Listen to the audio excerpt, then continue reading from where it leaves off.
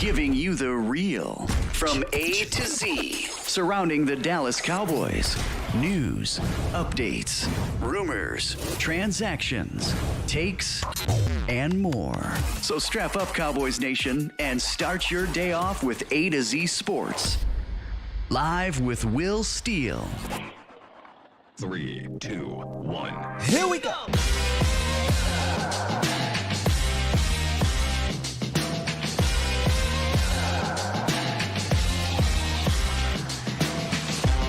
Good morning, good people. Welcome to A to Z Sports Live, presented by Boston Scientific, streaming live on YouTube and Facebook. And of course, I am your host, Will Skywalker Steele. Gang's all here. Hey, coming up today, pick back up our hindsight series, talking linebackers, man. Really weird position to deal with here, because we could see some change or we could see no change at all. So I got a question for you. I got my hot take later. Make sure y'all stick around for that. And then in the roundup, there's an ultimatum, apparently, that has been placed on one specific player, and it feels like Groundhog Day, but we'll touch on it briefly in the first half of the show. We'll discuss everything in the roundup. We got some rivalry news, division rivalry news, and also Dak has spoken out about the coaching change with Kellen Moore, Mike McCarthy calling plays, and for the first time. So we'll discuss all of that. That'll be the first part of the show. The second half, we'll discuss this linebacker room. It's a really a jam-packed show because I wasn't here yesterday, holiday, so we took that time off. How was y'all extendo clip weekend, Cowboys Nation, a.k.a. Bomb Squad? Bomb Squad! Mine was good. I took a bit of a Cowboys Twitter sabbatical, kind of just fell back off of Cowboys Twitter. Got some packing done for the move. We're moving along real well. Like I said, one day I will have a tell-all about the move to Dallas, and y'all will be like, wow. This move is going so much more smoother. That one was an absolute nightmare, disaster. But this one's going so much more smoother, so we're happy about that. Got a chance to go get some more things. Got a chance to kick back and just get away from Cowboys Twitter. But then when I opened up Cowboys Twitter, boy, y'all was flaming fish. The community was killing fish. I said, what I miss? So I'm doing my what happened? And apparently, he did. Look, man, fish a clickbaiter. It is what it is. I think he'll even admit that he's a clickbaiter. But there are a few in the community that know some other things, that are little shiesty things.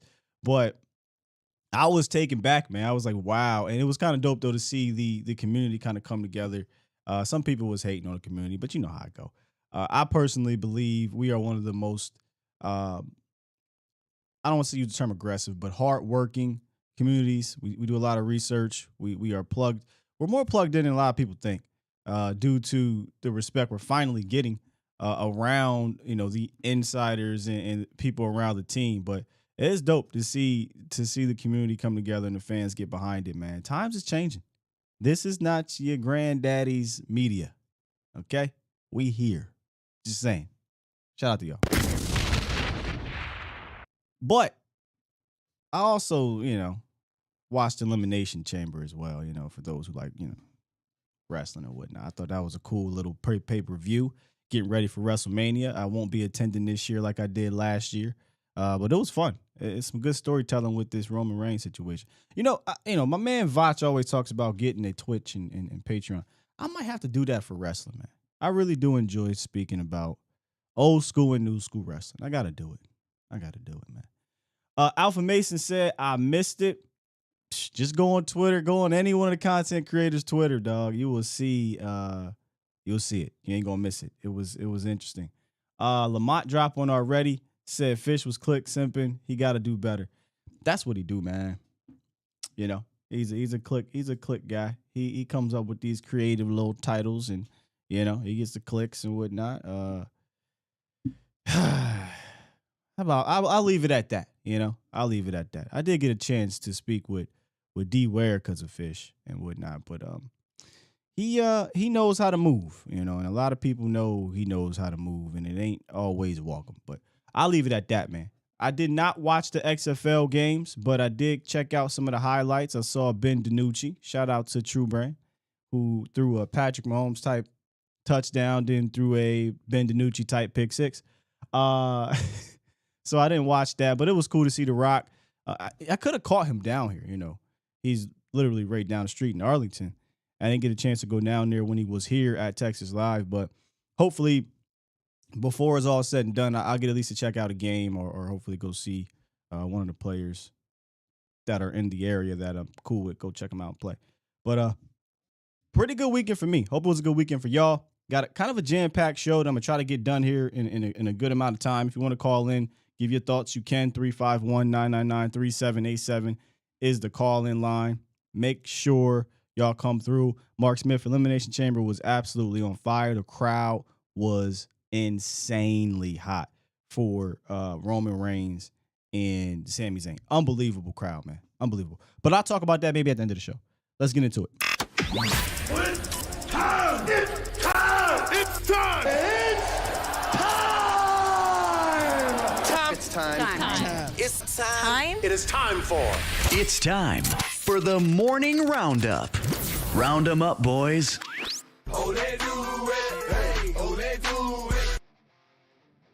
Hey, yo.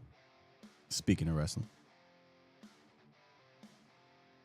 One of the things that came out over the weekend was Chiefs offensive coordinator Eric Bieniemy is joining the Washington football people to be their offensive coordinator. Now, I am happy for Eric Bieniemy to get a shot to do his own thing. Is it the most ideal situation? Probably not. You're going from Patrick Mahomes to this dumpster fire of an organization that doesn't even have a quarterback. Is it, I don't want to even use the word fair, because we've seen guys like Matt Nagy and Doug Peterson who never call plays under Andy Reid go on to be head coaches. And, there's a lot of underlining issues in the NFL with this Eric Bieniemy situation. But sometimes, fairly or unfairly, you just got to make the best of the situation you're given. You got to show them, right? And some may say you shouldn't have to. That may be true. Maybe you shouldn't have to. But I hate this because he's with the Washington football people. But I am rooting for Eric Bieniemy to make a name for himself in Washington to the point where he can get a shot to be a head coach if that's what if that's what he wants to be. View this as a stepping stone. I always say that to Michelle. I'm not anywhere forever. Everything is a stepping stone to me to get better. Did Bieniemy should he have had to do this? Should he have had to downgrade? Probably not. He probably shouldn't have had to do that. But that's the situation he is in right now, and I hope he takes advantage of it, just not against Dallas, to the point where he finally gets that respect. Now, there's a lot of things, man, that come with Bieniemy not being head coach. Some say his past. Some say he doesn't interview well. Some don't believe he's head coach material. Then you got Shady coming out basically downing Eric Bieniemy, which I know some things about their situation that the fact that he came out and was talking like that is wild. It's more so he just mad how Bieniemy and Andy Reid, not just Bieniemy, was like, dog, this ain't 2011. You're not finna come in here and just run shop. No, sit down, sir. And he's bitter. But I hope he does well, except against Dallas. And he gets a shot to be a head coach at some point.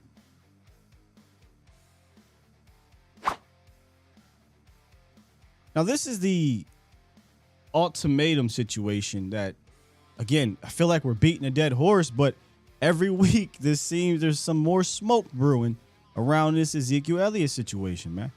And per sources, Dallas has asked Ezekiel Elliott for a massive pay cut, not just a little pay cut, but a massive pay cut. In fact, I'll play the audio from NFL insider Matt Lombardo, who spoke on not just Zeke, but TP as well. The Dallas Cowboys could be on the verge of giving Ezekiel Elliott an ultimatum as the franchise and running back appear locked in a stare down as the offseason begins. According to multiple sources familiar with the running back market, I'm told the Cowboys are poised to ask Elliott to take, quote, a massive, unquote, pay cut in order to stay with the team. Elliott, who rushed for just 876 yards while averaging a career-low 3.8 yards per carry and scoring 12 touchdowns this season, is set to count $16.7 million against the cap as the Cowboys enter this offseason roughly $7.6 million over the salary cap. It has seemed pretty clear all along from multiple sources that the Cowboys plan to use the franchise tag on running back Tony Pollard while asking Elliott to take a pay cut. But as free agency nears in March, that pay cut is expected to be significant, with one source telling me he isn't certain that Elliott will take the deal. This info seems to jive with ESPN's Adam Schefter reporting that Elliott's agents will gauge his value and make a decision on his future during the NFL Combine in Indianapolis. But regardless of how this situation plays out, it appears anything but certain that Elliott is a Dallas Cowboy week 1 of the 2023 season, and he certainly won't be at his current cap number.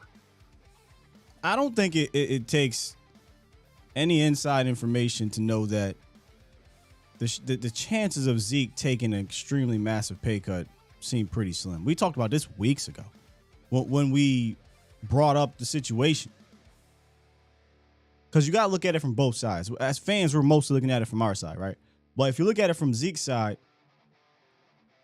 I don't expect him to be like, yeah, I'm going to go from making $11, $12, $13 million to 2 or 3.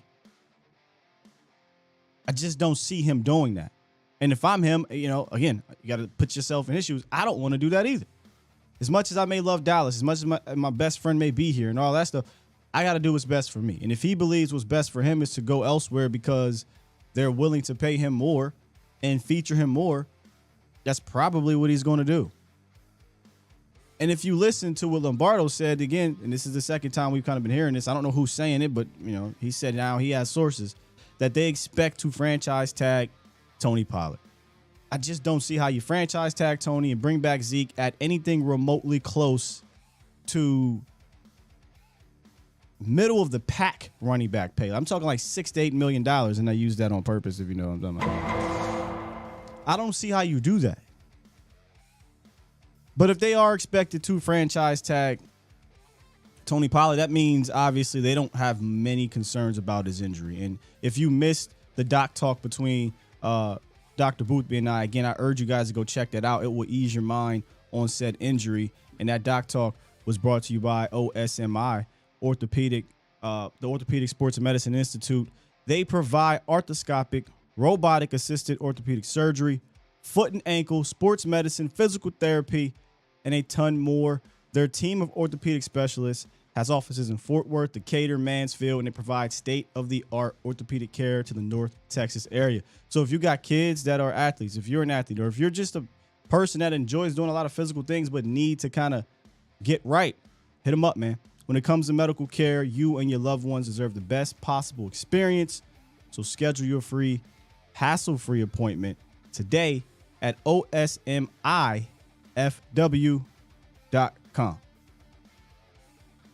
I just don't see how they both return. In fact, we brought this up last year in like July or August. We said, get ready. This room could look completely different, but one of these dudes ain't come back. And the franchise tag window open today. Don't expect anything to happen around the league. Don't expect anything to happen in Dallas. These things usually happen at the tail end of the franchise date. So just hold tight.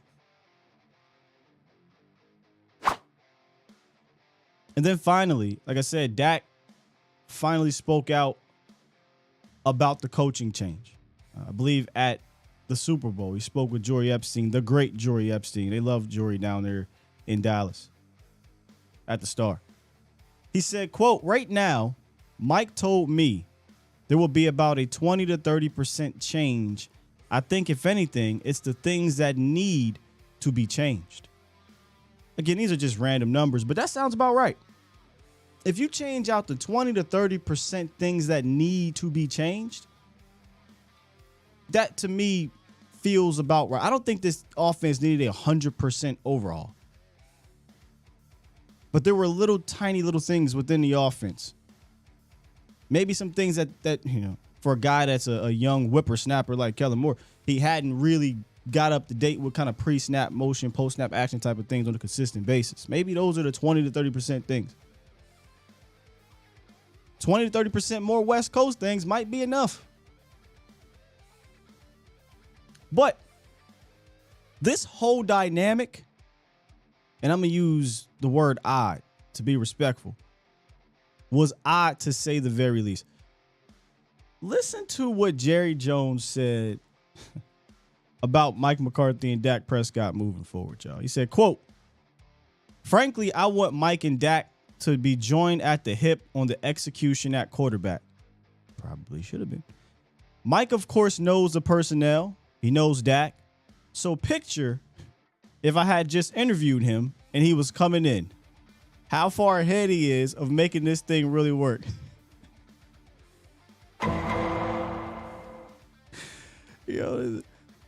Jerry Jones is crazy. Listen to this. Picture if I just interviewed him and he was coming in. Y'all, we're in year 4.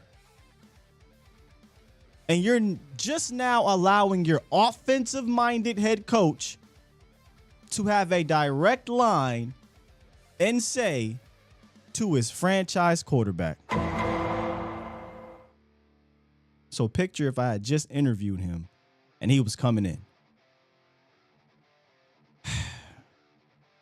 Sooner or later, the sheeple will understand this dynamic, this structure is a problem. Y'all understand we just basically wasted 3 years?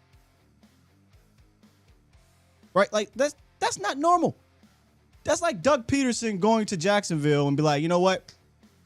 Handle everything with Press Taylor. Well, coach, you do a Super Bowl winning coach. No. You deal with Press. I'm going to let Press run everything, and we'll see what happens. That's like, you know what? I don't need any more examples. It's just goofy. Then to add more fuel to the fire, this is what Dak Prescott had to say about his relationship with Kellen Moore. Dak on losing Kellen Moore, I should say. I don't think their relationship was ideal. I told y'all about that a couple years ago, and here we are. Dak on losing Kellen. When you're losing a friend, quote, "When you lose a friend, you're going to be upset, but that's the nature of this business." When I say I'm upset he's gone, it's not that I'm upset about the future. It's that when you're a player, you have the relationship we've had. When he was a player, I watched his success. I watched him grow into the coordinator that he is. It's like, it's like Dak got Kellen like, "Come here, man. You're my little man. I'll give you a noogie. I watched you grow up, big dog, little dog. I took you under my wings." The quarterback took the coordinator under his wings. When you lose a friend, now I get it. All these guys are friends, but no, like this relationship is different. It's that when you're a player, you have the relationship we've had when he was a player watching his success. The dynamic was just weird to me. I'm sorry. I just never really could jive with the whole dynamic. Now you got a real coach coaching Dak Prescott, and I think you will get some quality confrontation. You'll get some quality coaching. That's the hope, right? And hopefully you see some growth within the team in general. That's not to say Kellen might not go have success elsewhere. I'm just 10 toes down, and I don't believe that was the right dynamic. I don't believe you hire an offensive-minded head coach and say you don't have anything to do with that quarterback offensive coordinator relationship. I don't think you wait 3 years to then give your offensive-minded head coach to say, all right, I want y'all to be joint at the hip. The same guy who took a future Hall of Fame quarterback and helped mold him into a Super Bowl winning quarterback. Let's detach the two. Makes no sense. That makes no sense. And tell me if I'm tripping, Cowboys Nation. 351-999-3787. What y'all talking about in here? James said Dak definitely groomed Kellen. He is, Professor O. I think he is. Toxic with his famous line, "You cannot overcome this," which is a combative to my famous line, is that the Cowboys got to overcome it. Toxic, I can't fight you on it no more. I mean, in fact, I've never fought you on it. It's just the fact that that's just the reality we live in. Like, we have to overcome this dynamic, which is not normal in the NFL. And I think we've come, not here, because I'm often spewing this to y'all in the offseason. The regular season, we just got to deal with what we got to deal with. But in the offseason, I'm constantly trying to remind Cowboys Nation, this isn't normal. And many of Cowboy Nation is numb to it. And we're so used to this structure. But it's not like that around the league. In fact, the only other two teams that it was similar like that, the Oakland Raiders, see what's going on with them, and the Cincinnati Bengals. And it wasn't until the Bengals owner decided to step back that things started to change for the better. Here to rescue you. I ain't here to make things more difficult. Oh, Danny, I wouldn't go that far, Danny. He said Dak was like Kellen's father, and don't be a... Oh, let me read it.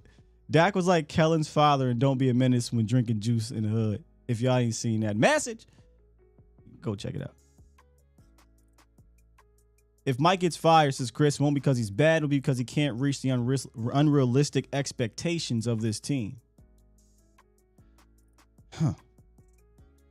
I think Super Bowl expectations are fair, right? But it's like he's trying to fight it with one hand tied behind his back. That's kind of how I look at anybody that comes to this organization, whether it be coaching or players. Like you're not given the same resources as other teams. You've got to overcome a lot more, in my opinion, than other teams.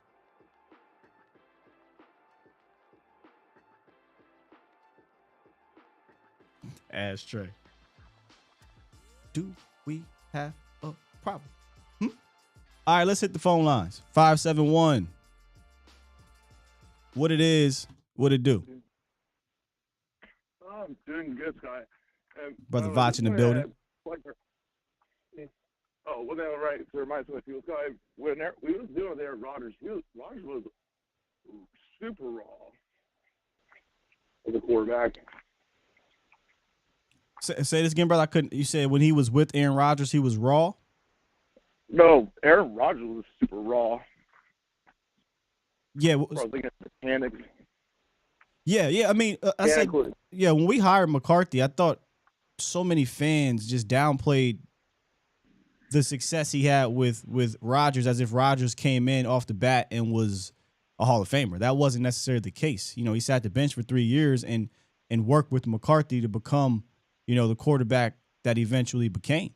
Now, he eventually outgrew McCarthy, right? But I think we need to give him credit for his part in grooming Rodgers to be the professional quarterback that he is. Well, I don't know if necessarily Rodgers even had the same success that he's had since McCarthy, actually. That's fair. Personal success, sure. He won 2 MVPs, but, you know, when everybody talks about Aaron Rodgers is the savior of this franchise, I'm like, I mean, he went to 1 Super Bowl, and it was with Mike McCarthy. He hasn't since, you know? Correct. And this way I found it interesting looking at the linebacker core looking forward. It wouldn't surprise me where we draft another one, either day 2 or possibly even round 1 if Drew Sanders is there, depending on what our options are on day 1 of the draft. Yeah, we'll get into, again, most of the draft coverage here will be after the combine, but I definitely think they 100% draft a linebacker. If not day 2, definitely day 3. I feel like you should always be drafting those dudes in day 3 in general. Right. Just me, like I was looking at there, like there's only a couple people you have like for a couple of years, and that's Gray. You do have like Damone Clark and I think Cox for a couple more years, but that's otherwise you don't exactly have quote like a proven commodity for what you have on the roster now. Hey, perfect segue. We're about to head right into the linebacker talk from 2022. Appreciate you, man. All right. No problem, Sky. That's a great segue. We talk about 20 to 30% change on offense. I don't think we're going to see 20 to 30% change on the defense side of the ball. Dan Quinn, he switches some things up. He switched a lot of things up this year, but you might. This was crazy. Let's take a look at this linebacker room real quick. There is a possibility you may not see much change at all here. You may not see much change at all, which is really interesting because I'm in the business of always trying to get better if it's possible, right? And we'll get to the elephant in the room at the end. But there's also that possibility, and shout out to my bro watching the building. We talked about this a lot last year, of your guys just becoming better the next year. And when you look at a guy like a Devin Harper, to start at the top here, I like Devin Harper's traits. I think he had a solid preseason. I thought he was starting to put some things together. But I think we all understood Devin Harper was not really going to get on the field. Anthony Barr was here. Leighton Vander Esch was here. Those were going to be the guys. Then Damone Clark came, later. But then Devin Harper got put on IR. I wonder if that was a, hey, young fella, your knee hurt, right? Come have a seat. I think it was one of those. I don't know that Harper's injury was an injury that could kept him out all year for real. But I'm okay with that because red shirt year, sixth round pick. I didn't expect him to do too much. Learn how to become a pro, and let's see if Devin Harper next year can elevate at the very least into a rotational guy. Because he was going to be, I think, a special teams superstar. He has that type of athletic ability. But the special teams superstar at that position was Luke Gifford. So Harper is going to be back because he's on a rookie contract. Luke Gifford signed another one-year deal, I believe, and he's up for free agency. I wonder, let me ask y'all, because Luke Gifford is not a move the needle guy, right? He's not going to cost you much. He's not going to really play much at all on the field. There was a point in time in Luke Gifford's career where I was like, man, let's see him get on the field a little bit. Let's see what happens. I'm past that point. We got a lot of young guys I'd rather see get on the field more than Luke. However, Luke has kind of been a very, very, very underrated special teams player the last 2 seasons. He's played over 360 snaps in both of those years. He's got a block punt. He's got a forced fumble. I believe he led your team in special teams tackles this year.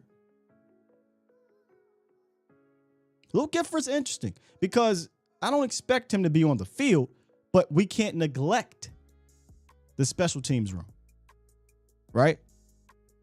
Hell, special teams help win the Super Bowl. So I would definitely, and again, you need 90 bodies anyway for training camp. I would bring back Luke, 1 year vet minimum deal, whatever it be, and Bones is probably pushing for Luke. It's not gonna hurt you. And let's see what happens. I'd bring back Luke Gifford. Let him compete with these young bucks. Show him the way on special teams, and if he gets cut, at least he could pass on some of his knowledge. Nope. And probably should have started off with this, Bobby. I'm not including Micah Parsons at linebacker. Just can't do it this year. He barely played 150 snaps at linebacker. I mean, can't do it. He played over 700 and something snaps at defense end. I can't include him at linebacker. He's an edge rusher. He's an edge rusher for this team. And then let's get to the last reserve here, Jabril Cox, before I get into the chat. Jabril Cox's case is it's a huge question mark to me. Because he gives you the athletic ability that Dan Quinn covets, but then he tore his ACL. And you hear from some people, well, he doesn't look like the same guy post ACL injury. We're kind of lowering the bar a little bit, like, oh, he's moving around better at camp, see what happens. Then he gets into training or preseason. He does some good things. Now, Jabril Cox, much like Devin Harper, much like Luke Gifford, didn't expect him to supersede Anthony Barr or Leighton Vander Esch. But I did think he jumped the other guy we'll get to a little bit later.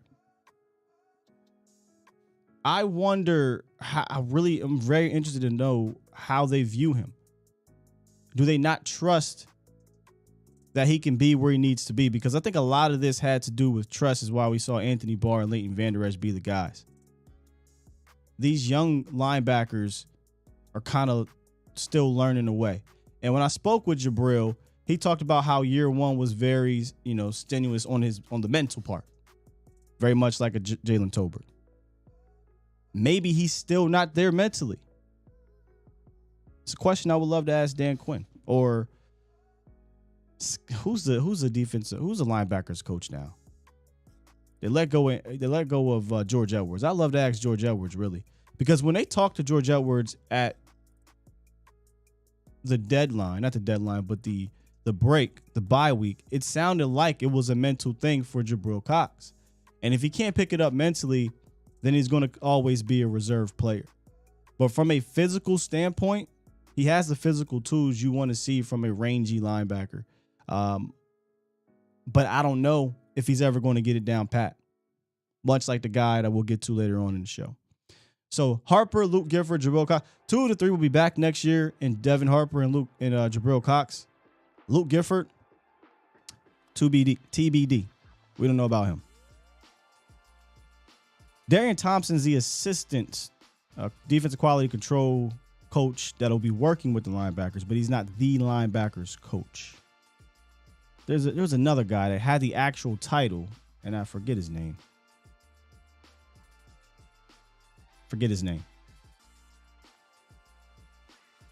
Our veterans on the inactive list. Professor O doesn't like the linebacker room, and that's what. And we'll get to the bottom 3 here in a second. I personally, I wanted to go out and get Foye Oluwaquan last year. I wanted to get one of them ones, man. And I think he's one of them ones. We was trying to trade for the cat that went from Chicago that went to Baltimore. Now, he just got the bag, and he's all pro or whatever it was this year. And we'll get to it here in a second. I don't want to jump the gun. But if you don't bring back a certain player, what do you do? What do you do? Scott McCoy. Yeah, I couldn't remember his name because it's like, he hardly ever talks. George Edwards is the guy. He's just a defensive senior assistant or something like that, but he working with the linebackers. Roquan Smith is the guy that we were trying to get here. Would have loved to have Roquan Smith, man. Come on now. Would have loved him. So, that leads me to the 3 main guys from this past season. Starting with Anthony Barr. I feel like Anthony Barr was with who they settled for in free agency, and they settled really late, by the way. He wasn't even on my list of guys I wanted to bring in early in free agency. But by the time we got to July, late July, and we saw how this room was shaping out, it's like, hey, dog, we need to go get somebody. And I'd welcome in Anthony Barr. Lo and behold, they went out and got Anthony Barr. Clearly, Anthony Barr is not the Anthony Barr of yesteryear. And I don't expect Anthony Barr to be back. Now, that's in March, right? That's in April. It's in May. It's in June. What if he's still on the market come July? Would not shock me. But it would shock me if they decided to bring Anthony Barr back at the beginning of free agency. Maybe tomorrow we'll do our free agency primer linebacker so you guys can see some of the names. It would fit, certainly. But AB, the other AB, he had his moments where he flashed. You saw some of the veteran, IQ, shooting the gaps, finishing strong. He was more physical at the point of attack in the first half of the season than LVE, I thought. But he clearly wore down. He also got hurt. And then our depth started getting stretched thin at linebacker. And I personally think you started to see how invaluable he was when Damone came on. Now, that's not a shot at Andrew. It's just that I don't think there was a big gap between him and Damone Clark. And let's talk about Damone Clark, because I think Damone Clark had a really solid rookie. In fact, I would say he exceeded expectations. Some people might not like that because, he was up and down after the strong start. But this is a guy who had a neck injury that we didn't know if he'd play football again. Hell, I expected Damone Clark to be a redshirt year. I was like, there's no way he's going to play this year. Not only did he play, he played a good bit. He started a good bit of number of games. And he had a lot of good moments in that game. He had, or those games. Played almost 400 snaps if you include the postseason. He didn't play the postseason, but he had about 400 snaps in the regular season, 47 tackles, 16 stops, a couple forced fumbles. And he had the lowest missed tackle percentage among the linebackers that qualified on the Cowboys. I thought you saw the speed. I thought you saw his physicality. I thought you saw the quickness. Where obviously he will need to get better is just seeing things. And he got faked out a few times. And that's going to happen with a guy like Damone Clark who's not playing preseason. Just guys in general, rookies in general, who didn't play preseason, didn't practice until about middle of the season, and didn't play till middle of the season. But it's something about this young man, a hardworking young man, smart young man. You don't wear 18 for no reason at LSU. I feel like he has the middle linebacker qualities and traits to lead that team, to lead that unit, to get guys in the right place. And with that comes this confidence where he can play faster, which he's already fast. We saw him run like 20-something miles per hour in the Bears game. So there's a possibility that they just say, hey, we're going to move forward with him as our centerpiece and then build around that. Damone Clark, y'all. And this kind of ties into the next guy, obviously. Would you move forward with him as your starting middle linebacker in the 2023 season, Cowboys Nation?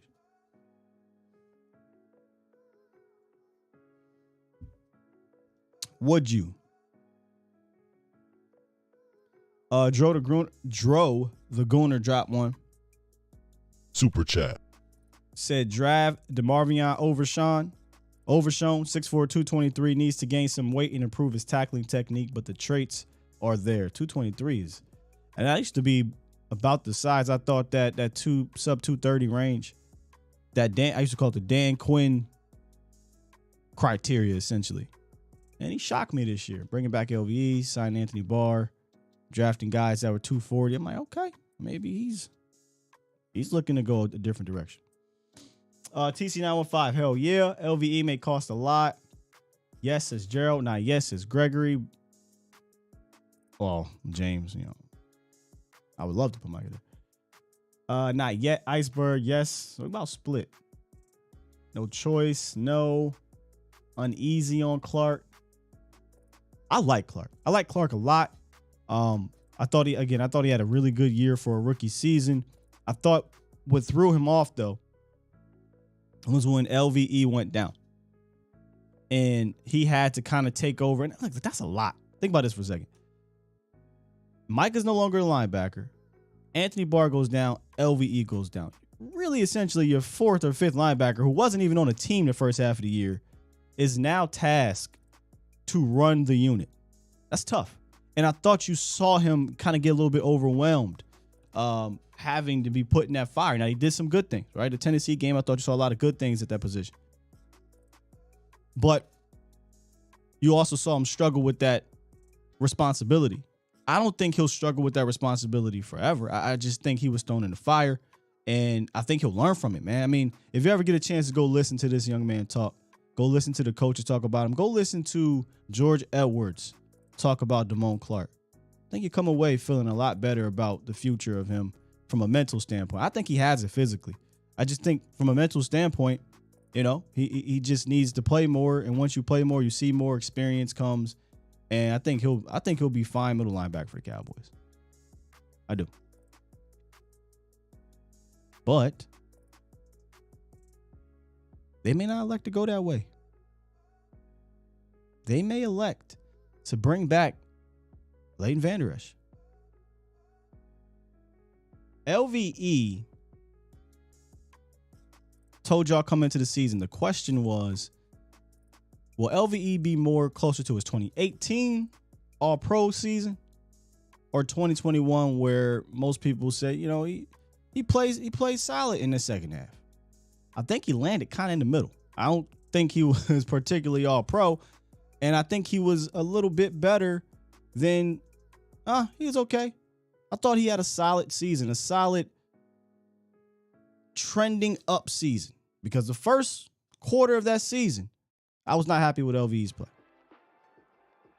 But to my liking, I thought LVE finished the year showing his value and finished the year, I thought, looking totally different. If you watch games 1 through like 5 or 6, and then watch games 12 through playoffs or whatever, 11 through playoffs maybe, I think you see a little bit more of a, all right, I'm just going to stick my neck in here and see what happens. And whoa, what happened?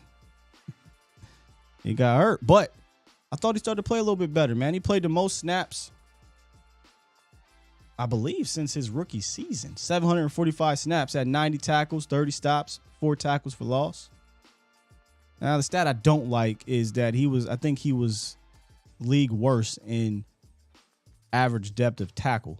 So that's why I don't always say, tackles, Well, how many stops did you get? How many tackles for loss did you get? What was your average depth? There's a lot of, how many plays did you make? I thought LVE had a solid season. I do. I don't think it was this great season like a lot of people are trying to act like, and I don't think it was a poor season either. I was solid. I was good. Good to solid. Whatever. But he missed the final 3 games of the regular season with a pinched nerve. And that, ladies and gentlemen, leads me to my hot take about LVE, presented by Hattie B's. No conversation about the best Nashville hot chicken is complete without a serious mention of Hattie B's hot chicken. The fast casual eatery has a new location in Dallas that serves up hot chicken with varying levels of heat, from southern, mild, medium, hot to damn hot, and shut the cluck up. Man, that chicken look good. Check out Hattie B's in Dallas today, downtown Deep Ellum. Use the link in the description. Create a free Hattie B's reward account, and they will give you a $10 gift card, ladies and gentlemen. Don't that look so good? Hit them up, HattieBees.com. Here's my Hattie B's hot take. While he had a resurgent season, talking about LVE, while he showed his value, I still do not think the Cowboys will commit long-term to LVE. I don't. We can look at the linebacker room and say, man, but it's light, Sky. You got to bring him back. Maybe they think they got to bring him back, but I don't think it's going to be on anything more than a 1-year deal. And here's why. Injury history, not good. We know that. He's still a hurt guy. Neck injury in 2019, broken collarbone in 2020, had to get the neck surgery after he had the whole situation. High ankle, neck again in 2022. I just don't think they're going to want to commit to this guy long term. It doesn't mean they won't commit to him short term, but not long term. And I mean long term, 3 years. That's long to me for a guy like him. Another reason, I think they're going to have PTSD on playing a off-ball linebacker like LVE because of the Jalen Smith situation. They gave Jalen Smith all that money. He didn't pan out. Cut him. Just now, I think, getting done paying Jalen Smith's dead money or something like that. Also, positional value. Unless you're one of them ones, Roquan Smith types. And even then, some people are not happy to pay him. You just don't pay linebackers like LVE top of the market money. And he might be in position to go out on the market and say, okay, look, I know I can't get top of the market money, but I want to get mid-level market money. And I think that might be too much for Dallas. I think he'll go to Dallas and say, well, my value increased. Look what happened when I was out. It wasn't as pretty. Stephen Jones might say, man, you might be right, but I got a number. And I'm not comfortable paying you that. I don't see him coming back on the $3 million deal. And then finally, maybe they just decide to go younger. You know, when you look at this room, you're looking at a Devin Harper, Jabril Cox, Damone Clark. They draft a couple guys. Maybe they sign a young guy. Now, LV's not old. You know, he'll be 28 in his 28-year-old season. But that's a lot of youth and athleticism. Maybe they just continue to just, ride that youth movement. Damone Clark got extended snaps, so, he could be the guy that pushes him off. Devin Harper has that physical ability, and at the linebacker position, you don't need to be a first-round guy. So I just think there's more things that stack up to LVE either being on the outs or returning or not even returning, getting offered a 1-year extremely cheap deal. And for a guy that hasn't yet got paid, if I'm his agent, I'm trying to work magic about his resurgence, and I use quotes, resurgent season, and show that his value to that team and try to get him paid more. And I just don't see Stephen Jones saying, yeah, I'm going to pay you $8 million. I'm just throwing a number out there. I don't see it. I think it'd have to be 5 or below. And I feel like LVE is going to try to come for more than that. So I don't think the Cowboys are going to commit to Leighton Vander Esch, Cowboys name. DP said, I don't know if LVE fits the room anymore. I thought the same thing coming into the season. However, Dan Quinn absolutely loved the guy. And look, he showed his value. He showed his worth. So it's a really odd situation. Because I think I would look to try to get better there.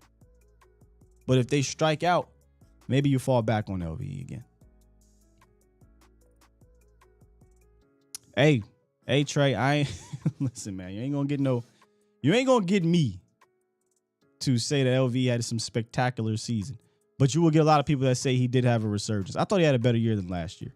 And the resurgence, I guess, term would come from the way he played in 2019, 2020, 2021. I think we can agree he played better than those years. So that would be kind of the resurgence word. Mark said 2-year deal. I don't see LV as a player that wants to break the bank, so I believe he'll be cheap. Why do you believe that? I mean, look, players want to get paid, man, and he hasn't got paid yet. He hasn't, he did the rookie deal and then he did the 1-year deal. I don't think he's put himself in that position just quite yet, right? I feel like if he gets an offer, I think he'll take it.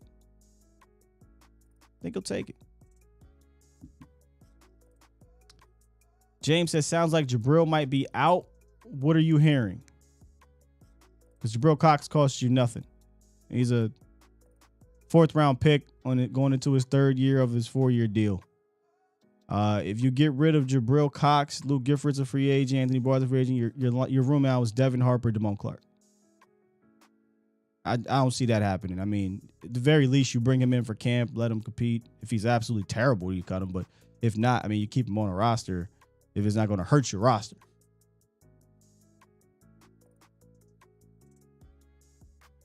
Let's hit the horns. We got, I believe, Toxic Tom. What's goody, man?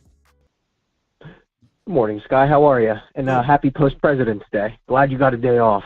Yeah, got the extendo clip weekend for sure.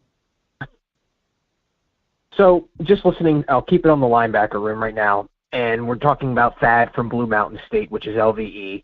And the one thing I'm noticing, and I've said this in the chat before, the consistency of we love to draft guys that are hurt, and that's why I said I'm really hesitant on Damone Clark. It seems like we love to take linebackers, which is arguably one of the biggest contact positions. We love guys with bum knees.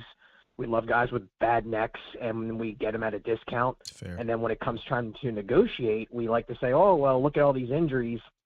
And LVE, to me, is the poster child of that girl you don't want to marry, but it's better than being alone. So if we go into this offseason and we are rolling with LVE, who the reason why he looked as good last year in the grand scheme of things was the context of the situation. You entered the offseason and you were banking on per Stephen Jones Damone Clark, who was recovering from neck surgery, and then you're also going to say, oh, we're going to bring in Anthony Barr, who nobody wanted. He's a hurt guy, and that's too. your solution? Another hurt guy. Yeah. So LVE looked good because it was a terribly managed situation from the get-go. And I look at this, and it just harps back to our owner that says he's okay with being mid. And this linebacker room is mid 100%. And that's why I wanted a guy like Roquan I think Smith. you're being nice. I don't even know if it's I think it's definitely an underwhelming room for sure. If you include Micah, I also think it goes up. If you don't, it's like, man, again, now we're back at square one. Last year, I thought it was a position of need. I think it's a position of need again. Mm-hmm. I do. And you were closer to the situation than me. I do think there was some frustration on Micah's side because I don't think Micah went into this offseason, and I have never played in the NFL, but I can tell you that a defensive end's body is nothing like a linebacker's body. So when Micah is entering the season, he's prepared to do this dual role, and now he's playing, 900 snaps at defensive end because, he's great there, but you're leaving your linebacker room completely exposed. I think we all kind of saw that Micah was a bit frustrated with that situation as well as the season progressed. Because I agree, Micah at linebacker is something lethal and puts this linebacker room in a totally different conversation. Yeah, he was frustrated. I mean, season's over, so we could talk about it. He was legitimately frustrated. He even, kind of brought up, without trying to sound frustrated, that, he would have liked to play linebacker. They didn't put him there. I don't know. Listen, Dan Quinn has switched some things up over the last 2 seasons. 1 year, a lot of man, another year, some zone mixed in. 1 year, Micah's doing both. Another year, Micah's mostly DE. So maybe he goes back. Maybe that changes things. But, he absolutely wanted to do more linebacker things because he thought it would help the team. That's why. Not personal reasons. He thought him playing backer would allow his skill set to flourish a little bit more, which would help the team. I agree, and that's why I hope we don't, pardon my French, but piss away a generational talent like Micah Parsons, like we did with DeMarcus Ware, and don't bring in these very average kind of players who have a track record of history of just bad injuries. And I really hope that this new offseason that they really look at this linebacker room and don't be scared to spend money. Like, this isn't a 401k. This isn't a trust fund. Spend the damn money because you're going to help your entire unit so much more. And you're going to do the most important thing on defense is you need to free Micah. When you free Micah, the defense goes to a completely different level. And the last point I'll make on a side note is with Zeke. I do think Zeke should be cut. It's all business. I do not like, though, how this Cowboys team is now putting these reports out there that he needs to take these pay cuts. Stop making this dude look bad and stop having the fan base potentially turn on this guy, calling him a greedy guy or anything like that. Just let the man move on with his career and get this over with. I'm tired of this team treating veterans like Des Bryant and others in the past that they are somehow the bad guys when it's the front office who put the contract in front of them and they agreed to sign the deal. That's all I got. Hope everyone has a great week. That's the MO. It's the MO around here. 602, what it is, what it do?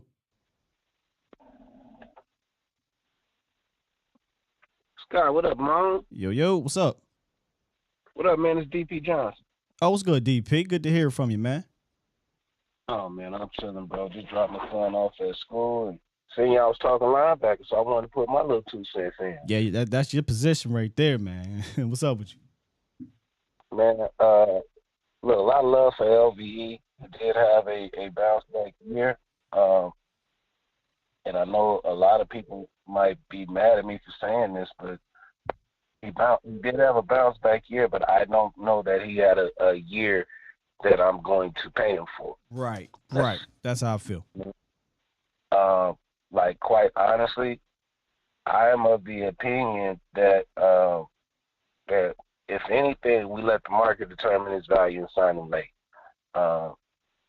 When I watched the preseason games and then going into the first half of the season, it seemed like we hit the brakes on the linebackers, bro, once we put them vets in, and young boys was flying around in the preseason. We put in Barr and LVE, and they are both bigger than Dan Quinn's traditional linebackers that he's traditionally played, but they're also both slower. Right. And I think that hurt us a lot. I do also think, however, though, that Dan Quinn is more than likely going to have to make some adjustments to the defense based on free agents. I think that if Donovan Wilson does not return, that we're going to end up seeing Curse playing his role, and now we're going to finally be able to see a little bit more Brillo. But I also think that would also open it up to us playing more 3-4. I don't think that'd be the case, man, because you're forgetting about Izzy. And you're forgetting about the cat from Florida A&M. They love those dudes. Yeah, but thing is, Bell is more of a strong safety. I think Izzy's going to end up spending more time at free safety this year because everybody was talking about Hooker not being able to get over the top. Well, J-Ron and Wilson are more strong safety. So that's what I'm saying. Like if they don't bring back Wilson, they don't bring back Carlo, they got guys going to end up playing his role.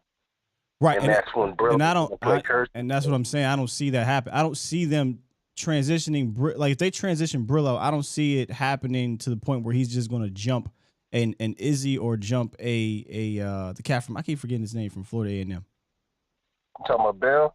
Yes, Bell.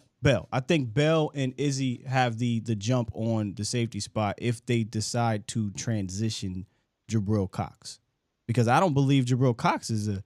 If you were going to put Jabril Cox at safety, I wouldn't put him at strong. He's a cover guy. Free? He's a cover guy. I mean, I would put him at safety. I would just let him be an outside linebacker that can run sideline to sideline and then cover tight ends. That's what I would do. I wouldn't move him at safety. I think honestly that Jabril would be like the ultimate sandbacker if we actually decided to put a base formation out there because of his versatility and being able to cover. Right. I do think that they've been hesitant, and honestly, I think it has a lot more to do with the D line than anything else. Adding Hankins mid-season definitely stepped our run defense up. I would love to bring him back, but I do think that we do need to add at least one more big piece down there, whether it's from free agency or from multiple. Right? I'm bringing in, man. You heard what Micah said. We need to get some guys up there, man. We just do. Yeah, bring in a whole bunch of them dudes and may the best man win. Like, honestly, all season I was hollering, I wanted to see Hankins and Watkins start together. I honestly think if you put Hankins at 1 and Watkins at 3, that would have gave us our best shot at stopping the run. That gives us our two best run defenders sitting right next to each other. Well, again, the run defense did get better when Hankins was on board. Now, when Hankins went out, you saw it take a dip. So it worked. Bringing in Hankins worked. Whether it was Hankins and Watkins or Hankins and whoever next to him, it worked. And then when you got into the playoffs, it worked. Like you were really good against the run in both games. That wasn't the downfall of why you lost. So that worked. I just want them to continue to try to get better there, whether it be returning Hankins and Watkins and adding dudes, right? I don't want them to just bring back two vets that, again, they hit, right? They hit, but I don't know if I'm comfortable just depending on them for 17 games. Like I'm trying to bring in I'm trying to have at least 4 or 5 dudes competing for those spots in camp, bro. I'm with you on that one. I'm going to put it out to you, too, Scott, and call a couple other shows and told my wish list, I got Tremaine Edmonds at the top from Buffalo, bro. Oh, is he free? See, all right, I'm doing it tomorrow. Y'all got me. I went and looked, but I went and looked at inside, guys. That's Tremaine Edmonds inside back at 6'5", 250, with a 4.4 coming out the combine. Oh, I know who Tremaine Edmonds is, bro. Yeah, I would love to have Tremaine Edmonds. I'm just saying he fits the mold of our current room, bro. Other than LVE, who's a free agent, so he's not really in the room right now. Right. All of our linebackers are 4.5 or faster, bro. We don't need we do need a vet to help lead that room, but we don't need no slow dude. We don't need no plotter. We need somebody who can fly, who likes to hit, who can, you got to have the same type of animal to lead your pack, bro. Bro, you preach it to the choir. I would love to have Tremaine Edwards, but again, I think it's really interesting that Dan Quinn kind of just shifted his linebacking. I don't know, not resume, but criteria. He was a fan of the high flying sub 230 guys for years, and then you go out and you bring back an LVE. You bring in Anthony Barr. Damone Clark's not little. A lot of people think he's this two. Damone Clark's like 240. And I'm like, maybe he's not a little dude. 245. Right. So he's I not thought small at all. He's lean, but he's not small at all. No, he's not small. He's not small. And neither is Jabril. Jabril's like 6'3", 238 or something like that. So 238, 238, 240. Yeah, he went from a lot of guys sub 230. I'm talking about between 220, 228 to everyone's over 230 now. And so I wonder if he's kind of leaning back towards a traditional size, but nonetheless, Tremaine Edwards fits that anyway. He's a big dude and he's athletic. If you think back to the preseason camp when we were trying to bring in the linebackers, you know what I mean? We did bring in a lot of guys who were heavier than Dan Quinn's traditional mode, but they all fit that athletic profile that he liked. Yep. Oh yeah. I don't think he's ever going to move off of that one. I just think he had to kind of, I don't want to use the word settle DP, but in a sense, kind of settle. I used it. I think for Stephen Jones, bro. Yeah, he had to settle for LVE. Stephen Jones move. He likes to have his guys. Know what I mean? That's part of the reason why I believe Gifford hit the field before Brillo this year, because Stephen Jones wants his guys out there. The Anthony Barr, I wonder if the George Edwards connection was why Anthony Barr got brought in, because he don't fit. I don't think anybody foresaw Anthony's athleticism falling off that floor. I mean, his last year in Minnesota, he ran better than he ran last year. He didn't have legs. He wasn't the same though in Minnesota, even in Minnesota. And you just, hurt guy, you just had to know that he wasn't going to just magically be Pro Bowl Anthony Barr. And again, he don't fit the Dan Quinn mold. So I think George Edwards was the main reason why you saw Anthony Barr here, not Dan Quinn. Yeah, I can rock with you on that one. I can definitely rock with you on that one. And I honestly think that when we brought in Anthony Barr, that the vision was for him to be in the middle, not trying to chase nothing down. Could be. I would love to ask this question. They will never admit it publicly, but I feel like, did they feel like they were scrambling at the position all season? That could have been the case. I think so. But at this point, like the linebackers that we have, all of them have been here for at least a year, most of them for 2 or more. I think we keep the group together. Again, if we're going to add somebody, he needs to be that same type of athletic animal that the rest of them are. And I honestly think that could be the key to our defense really taking off. Because, again, in the preseason, they was flying around. Regular season started, and all of a sudden they were stationary. And the whole defense had to adjust to that. D-line was playing some good ball, too, in that preseason. I think that's where it's going to start, up front, man. Good talk, DP. Yeah. All right, Scott. You have a good one, brother. You too, man. You and your dog. You like it off the phone, daddy. Man, tomorrow might have to be the primer for the linebackers, man. After having this conversation, we probably should do it that way anyway. Yeah, where is Reek on today's show? This is the show we got to get Reek on here when we talking about one LVE. Come on now. But I took a look at Tremaine. I'm just going to hold off on it.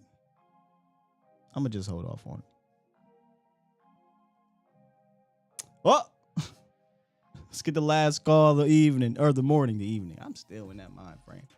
My brother Vach in the building. What's good, bro? See, man, first and foremost, bro, good morning. Oh, good. I hope you're well rested. You know what I mean? We was actually going to work yesterday, but Will still send me a very, very sneaky text. Hey, Vach, the bank's closed. You know what I mean? It was a federal holiday. We don't need to be working tomorrow. I was like, all right, cool. We just ain't gonna be working tomorrow. So I hope you got a good rest in yesterday. You feel me? Indeed. But peep this out though, bro. And I ain't saying nothing that's terribly not talked about or nothing like that. But free agency gonna be so important, right?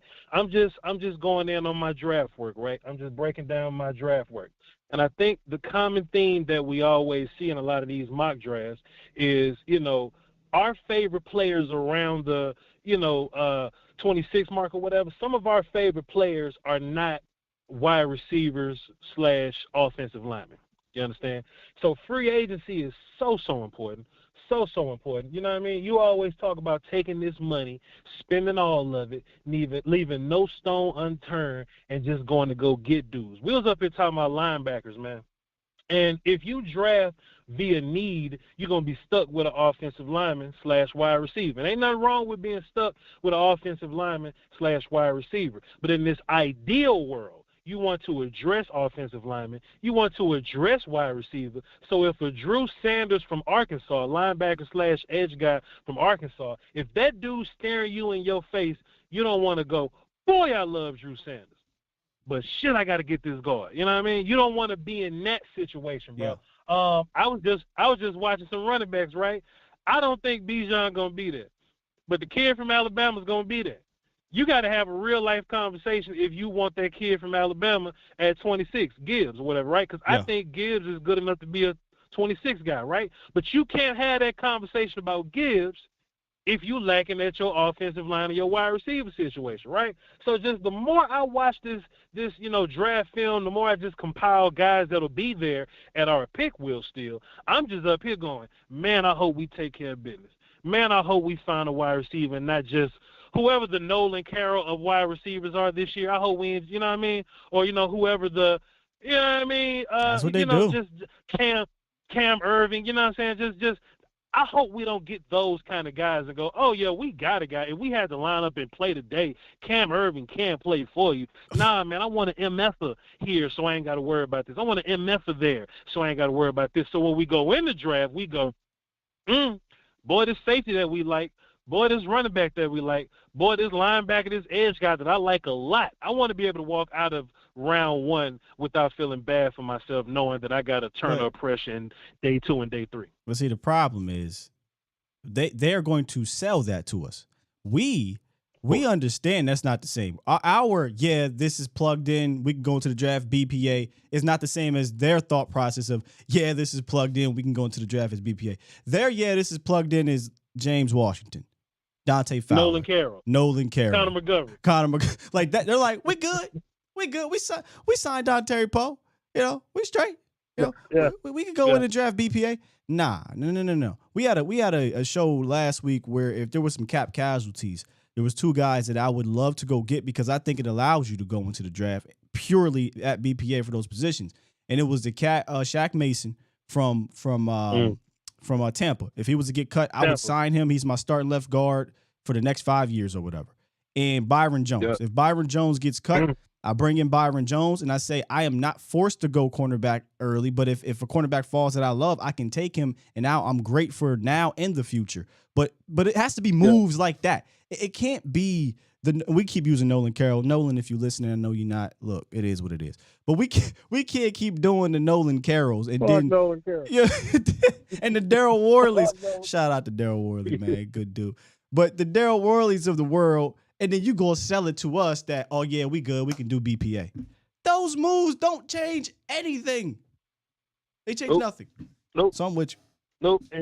And just one last thing before I leave, bro. If Carlos Watkins is one of the best players on your D-line, then your D-line ain't good enough, bro. Yep. Appreciate you, Will. Still talk to you later. See you later, man. Make sure y'all tune in to Voss Lombardi live. About 3:15 Central. We'll probably be talking about this. We'll see. Nah, man, look, that's why he's starting to change tune just a little bit here, because I've been pushing this for years. Like, what are we got to start treating free agency much more seriously than we have. You just have to, man. Free agency and trading. Am I saying you got to go spend all the $200 million? Am I saying you got to trade all your first round picks? But you can't just look at free agency as let me just take this gum out my mouth and plug up this hole in my boat that's sinking the ship. No. You can actually improve in free agency. Like, you can do that. So, and that allows you to go into the draft truly at BPA position of need, in my opinion. Oh, Benny, I remember that. I believe that was like an in-season signing, but yeah. I hate to have to come at my guy, Daryl Worley, though, man. He's a good dude. But he didn't move the needle. Need some needle movers, man. All right, man. That was it. It's only right you end the calls with Voch Lombardi. Come on, yo.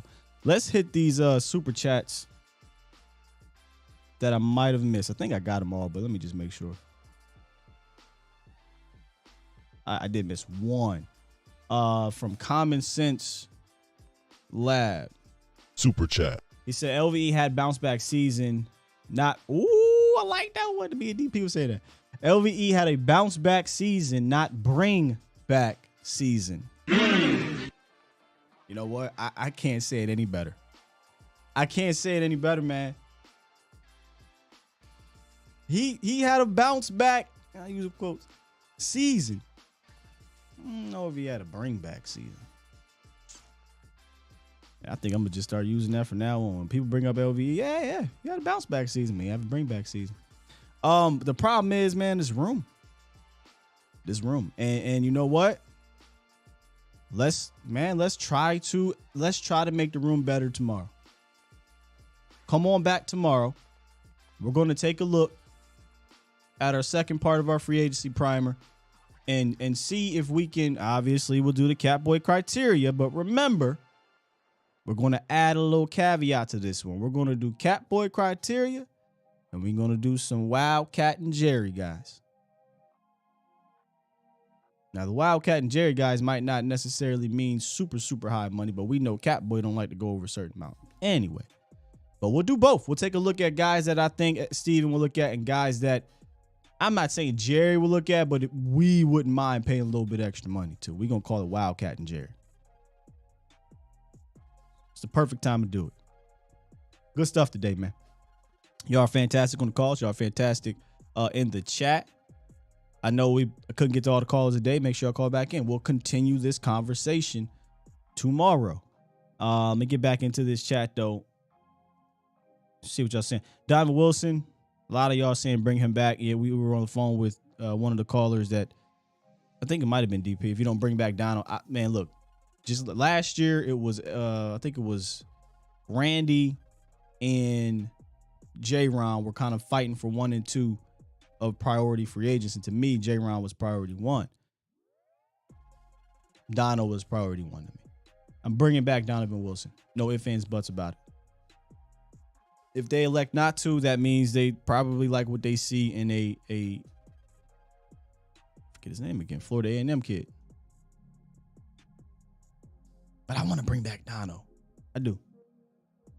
Jack Campbell, MLB 1. Would like Campbell. Would like somebody ask me about Sanders. Would like Sanders. Listen, man. Linebacker to me, I don't think anything has changed. In fact, I don't know if it's worse. See, look, going into the draft last year, I assumed that Micah was still going to be playing linebacker a little bit more. Going into the draft this year, understanding that maybe Micah's not going to play linebacker as much anymore, it might even be in worse shape than it was going into the draft last year. So to me, again, it is a high priority. Whether you like taking a backer in the first or second round, you get upset about positional value, I don't care. Just get me a dude. Free agency or draft, get me a dude, because we can't keep patching these spots up with the LVEs of the world, in my opinion. Now leave it at that. Make sure y'all check us out later. Nah, not Izzy, Marquise. See, Marquise Bell ain't really play that much, and that's why. Make sure y'all check us out later on the volume. Be riding shotgun, my guy Voch Lombardi. Mo will be back on later for A to Z Sports Prime Time, and then tomorrow we'll get our free agency primer kicking again, and it should be a good week. We'll do 2 hindsights, 2 free agency primers, heading into the weekend. Next week you got Combine. I won't be here next week, but after that we'll kick into gear, more draft talk, and then free agency starts about a week and a half after that. So things will start to pick up. This is a good time to start doing, these reviews of the season, because things will start picking up draft wise and picking up free agency wise. And that's when we'll get like a little fiery month, and then it'll, we know how it gets for a couple more months after that, but we'll make it work. We'll make it work, Cowboys Nation. With that said, I'm going to hit this button.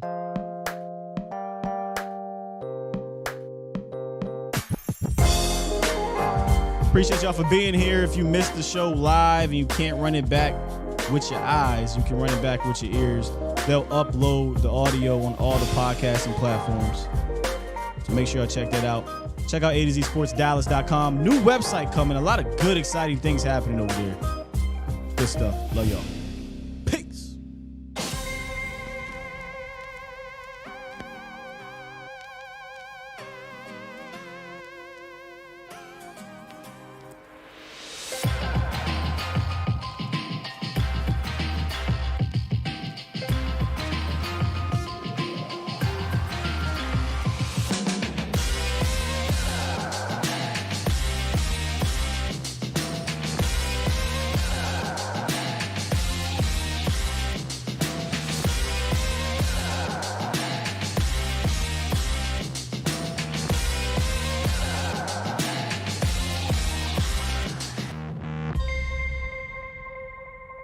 Bomb Squad!